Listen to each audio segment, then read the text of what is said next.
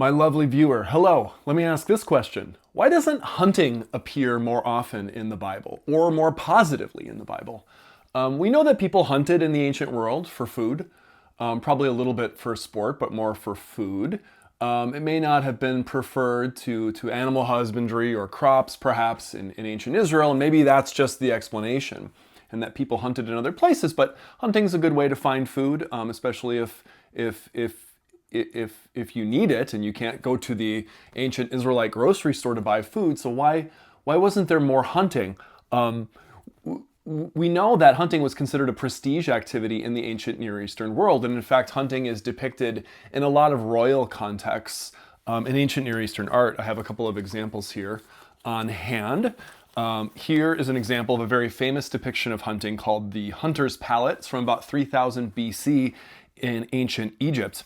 I show you a drawing from my book, Heroic Bodies in Ancient Israel. I kind of wish I'd never written this book. Nobody likes this book. And maybe people don't like it. It's just like not very popular. Okay, it came out during COVID. Nobody cared what happened during COVID. Okay, anyway, there's a picture of the Hunter's Palette, and you can see these various depictions of these little characters running around with upraised arm and weapon, hunting the animals. A great Egyptologist, Whitney Davis, interprets this depiction not as the real physical body of a single person necessarily, but rather as a corporate or social body, and I'm quoting her work here. The body politic might be his work. I'm not sure if Whitney Davis is a male or female. Okay, I'll just say their work. Interprets the body not as the real physical body of a person, but as a corporate or social body. The body politic, the body under rule, embodying the metaphor for and narrative of the institution of the hunter's or ruler's mastery of nature. And this is one of the major hunting themes that you can then get, the idea that you master nature through hunting. I've got another book. This is an ultimate product placement video of my own books. Here's another book. This book I do like, Consider Leviathan, 2014 or 15. But this idea of hunting as mastery over nature, and for the ruler to embody a kind of victory over chaos by defeating the enemy, the animal, was very popular in the Neo-Assyrian Empire, or really just in the Assyrian Empire, and was depicted repeatedly in Assyrian art for nearly a half millennium. For instance, during the reign of Ashurbanipal in the 600s BCE, we get a lot of these very dramatic lion hunting scenes. Here's a drawing of one of them, just the victim of the lion hunting scene, namely the lion. You can see the lion stuck through with numerous arrows and then puking while it is getting shot. A very metal kind of scene here for the animal. The lion, though, depicted with great pathos and even a kind of tragedy or drama and tenderness with the puke and the arrows and so on. So yes, you have this chauvinistic sense of the king who's doing this kind of hunting, but also of the animal as victim. So I wanted to show those two pictures to say, yeah, I mean, you know, hunting could be a prestige activity. We could have lots of scenes of hunting in the Bible. How many really are there? Not many, and they're mostly negative. The image of hunting is often used in a negative sense of being trapped or being hurt in some places. And really, there are only two characters that are said to be hunters in the Bible, and I would say neither of them are positive. One of them is Esau, who's depicted repeatedly in Genesis 27, around that range there. He is going out and hunting. He's returning from hunting. His father wants him to hunt some game and some meat. Isaac, but clearly Isaac isn't spiritually seeing correctly who should be inheriting the blessing. It is the smooth man, Jacob, not the hairy man, Esau. So there's a kind of stereotype, like Esau is hairy man, dumb man, hungry man, hunter man, you know. And he comes in, and in the famous scene, he's just hungry, and so he throws away his birthright for some stew that he really likes, and he's not depicted as very smart in that scene. So you could say, just by implication there, sorry, my dog's on the ground next to me, just like aggressively grooming himself. Anyway, you could say by implication that hunting is depicted as something that maybe not smart or cultured people do through the character of Esau. There is one other place where hunting does occur, and I did write about this a little bit in my first book, third product placement, The Last of the Rephaim, Conquest and Cataclysm in the Heroic Ages of Ancient Israel. This was my dissertation, published as a book. tracking themes of giant humans, really the intersection of giant humans or giant partial humans, and also heroic culture in the Hebrew Bible in a kind of comparative ancient literature context. But anyway, whom was I writing about as a hunter? Namely, the first hunter named in the Bible, namely Nimrod. He's the first also said in Hebrew to be a gibor, a mighty warrior or something like this. Let me read to you Genesis 10, 8 through 12. Cush bore Nimrod. He was the first to become a gibor on earth. He was a hunter gibor before the Lord. Thus it is said, like Nimrod, a hunter gibor before Yahweh, or a mighty hunter, sometimes that's translated, before the Lord. The beginning of his kingdom was Babylon. Erech, Akkad, Calneh in the land of Shinar. From that land he went out to Ashur, Assyria, and built Nineveh. Okay, so Nimrod is he's like the founder of the Babylonians and the Assyrians, I guess in a sense, and built Nineveh, Rehoboth-ir, Kalach, and Rezin between Nineveh and Kalach. It is the great city. The reference to the Gibor, Nimrod as a Gibor, of course, invokes an image from Genesis 6, 1 through 4, the image of the Gibborim of old, these ancient warrior cultures in Genesis 6, 4. Not clear that Nimrod here is a giant, but he certainly seems to be some kind of heroic figure from an ancient era. Scholars who are looking into layers in the text here or a period of authorship as a context, might look, as I wrote here, as I'm referencing my own book, might look to references to Assyrian locations and motifs in the story that might suggest some kind of expansion in the Neo-Assyrian period, particularly. For example, Ashurbanipal II only recovered the city of Kalach, which was mentioned in that text, in the 9th century BCE and made it into a noteworthy capital. Doesn't mean that the text has to date from that period, okay? You just try to look for clues, like anything to latch onto. And the reference to Nimrod as a hunter might have its origin in reference to reliefs of royal hunting scenes in the Neo-Assyrian period, as I was mentioning before. So you do get these couple of references to hunting. They're not exactly positive. What does this mean? Could we have something here like a kind of resistance or a kind of polemic against hunting by Israelite authors who wanted to show their opposition to the heroic, predatory cultures of kingship in the ancient Near Eastern world, in the Assyrian world? Maybe. We certainly know that Israelite authors were aware of these large kingdoms, the Babylonians and the Assyrians, and it's not too off the wall to think that there would have been active literary or narrative or conceptual or metaphorical resistance to those empires and to their predatory nature.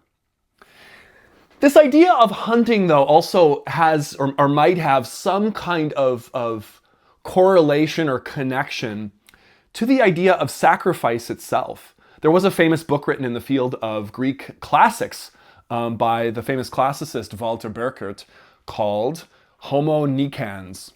You've heard of Homo sapiens, wise human. You may have heard through Marxist terminology, Homo faber, human worker. You know, this idea of what is the identity of the human. Some have even contended for the idea of Homo narrans, the human narrator. We are narrators, we are storytellers fundamentally. In Burkert's vision, Homo necans, we in fact are the human killer, the human murderer. Murder and killing is the primary human identity. And so maybe in Burkert's vision, and I'll put a link to the book down below, it's a partial view on Google Books at least, so you can read parts of it. You know, there's something primally interesting here about hunting identities as they might evolve into some kind of sacrificial or religious system. And this was potentially a popular view in the 20th century at various points, and still provocative and interesting today to think about the origins of sacrifice. I mean, go back and look at the Torah. I mean, you want to think about what is the theme of the Torah. I mean, there could be lots of themes. You could say that the promise to Abraham or the unfulfilled promise to Abraham at the end of it is the theme, or covenant or something like that. Eichrodt famously thought covenant could be the theme, not only of the Torah, but of the entire Old Testament. But I think you could do worse also in the Torah than to say that sacrifice is actually the theme. Cain and Abel, right away, you get this primal moment of sacrifice, rejected and accepted. Abraham in Genesis 15, makes the sacrifice and receives the promise. And then, of course, at Sinai, at the mountain, a huge number of these commands have to do with blood and ritual and the sacrifice of an animal, right? For Christian theology, of course, then on into the New Testament, this theme of sacrifice, of Passover, yeah, don't forget about Passover too, becomes the central salvific metaphor for Christians, the idea of sacrifice, a human sacrifice, a divine sacrifice, okay? So there's something very huge at stake there. If you wanted to look at it, though, not just from some mysterious divine choice for sacrifice, but from a kind of secular history of religion's angle, you could start to do what someone like Walter Burkert did in Homo Nicans, which is start to wonder about whether maybe there was something about early hunting culture, like this transition from Paleolithic cultures to something, where people were hunting, but then when you kill animals, you feel some kind of guilt, maybe? Maybe you see them kind of puking and in pathos and suffering like that lion. And you begin to wonder, how do I make expiation for this kind of suffering? Like, if these kind of animals have to suffer in my place, what does that mean? And I eat them and they eat each other, and it's like, the idea is that could become ritualized, and it could be controlled, and it could be transformed in some way through the notion of ritual, through animal sacrifice, through religion. I think too, even for Christians, this is a distinctly Christian view, there's some sense in which when a Christian reads back in the Old Testament and reads of sacrifice, one has to think of the sacrifice of Jesus and animal sacrifice and human sacrifice and the sacrifice of the Passover lamb. It has to be read within this context. And somebody like René Girard wrote a lot of really fascinating studies, even up until very recently, about this idea of how we try to take violence and control it through story or through a scapegoat or through some kind of messianic solution to violence. A kind of act of violence that would end all other violence. And certainly for Christians, the sacrifice of Jesus on the cross is like a central sacrifice out from which all other sacrifices then must radiate, or to which all other sacrifices must point. I think there's some sense for Christians that in the cross, like this kind of primal location, X marks the spot on the cross, it's like the center of the entire universe in that moment, and every moment radiates out from that. And that the entire world is, in a sense, predicated on sacrifice. That idea that the world is predicated on sacrifice, I've been thinking about that recently for some reason, I don't know why. Maybe I'm just at the age in my life where I have a teenage and a preteen daughter, and my wife and I are just like, you just sacrifice so much of your time and so much of your ambition and so much to like pour into these children and to try to give something to someone else. It reminded me, though, of this book I had read for my master's my MA exams at Missouri State University. Jacques Derrida, a famous postmodern philosopher, called The Gift of Death. It's a long reflection on the idea of the Abraham and Isaac narrative and the idea of sacrifice.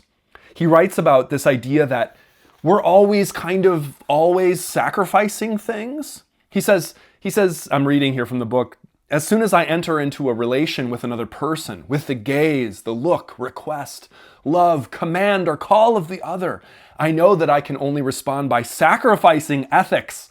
That is, by sacrificing whatever obliges me to also respond in the same way, in the same instant, to all others. So he even will speak of sacrifice in terms of like, when I pay attention to my wife, I'm forsaking other people.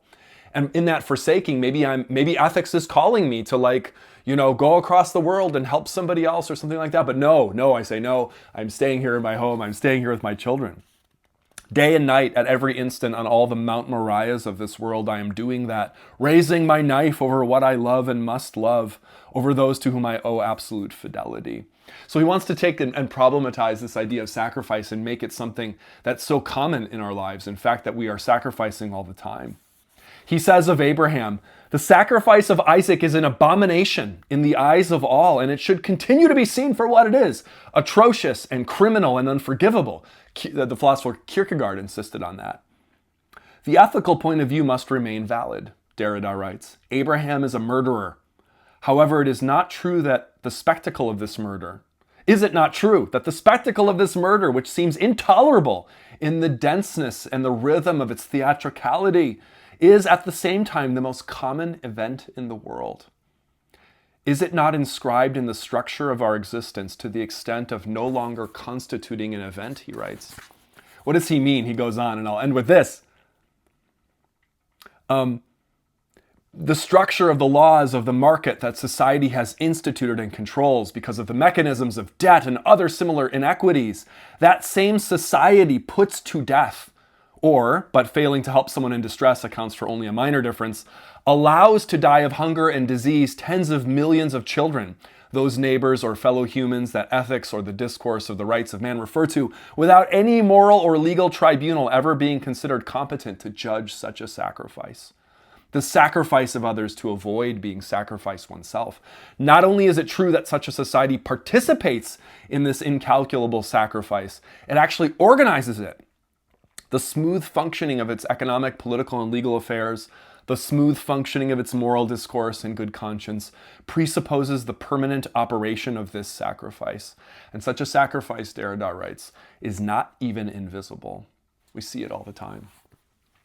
How did we get from hunting to this idea of sacrifice? Well, I had the link there, okay, in Burkert's work, who sees, in fact, the idea of sacrifice as animal sacrifice as perhaps originating in the kind of confusion and guilt of a hunting culture, of having to kill animals, of feeling like there's some great debt that is now owed that we must now ritualize. And there are even theories like the so-called violent ape theory, the idea that religion even has its origin in the idea that at some point primates began killing each other, maybe even organized wars against each other, and had to find some way to deal with that sort of guilt and with those sort of feelings. From a theological point of view, though, as a Christian, I think that all of those themes actually have a lot of relevance for thinking about the idea of Jesus as a sacrifice as well. So where does hunting fit into all this? Not sure, but the Bible is not too keen on hunting, actually, not too keen on hunting. Perhaps the idea of what hunting could represent or become, it really is subsumed under the idea of animal sacrifice in the Bible, or there's a kind of rejection of what could be viewed as the predatory nature of the hunting task, or the elite royal domination of hunting, and the idea that one could actually control nature.